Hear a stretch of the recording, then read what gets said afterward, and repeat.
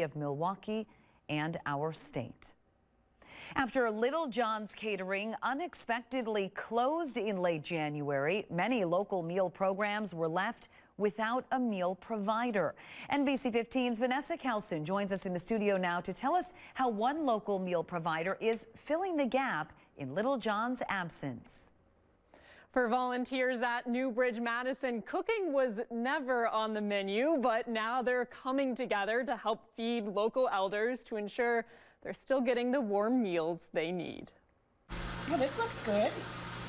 NewBridge Madison serves up over 2,000 meals a week to elderly residents in need. But a nice hearty meal on a cold day.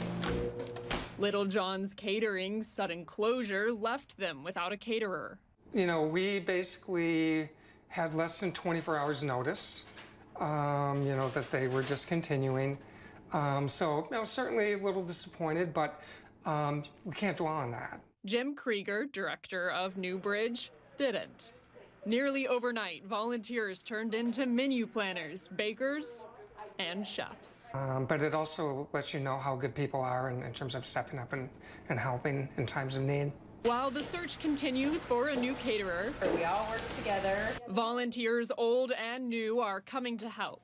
We had heard it on the news, you know, that the caterer was struggling, and totally understood that that was probably a very difficult place to be. That's Leah Gensen, who started volunteering as a chef with NewBridge after Little John's closure.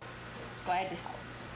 Krieger says there are talks to hire multiple caterers in the future instead of relying on just one, so disruptions like these won't happen again. We could sit here and point fingers, but that doesn't do any good. We just need to move forward. For now, volunteers are baking bread so those in need can break bread. You know, I mean, those things happen, you know, and we can't control that, and, you know, so we just move forward the best we can.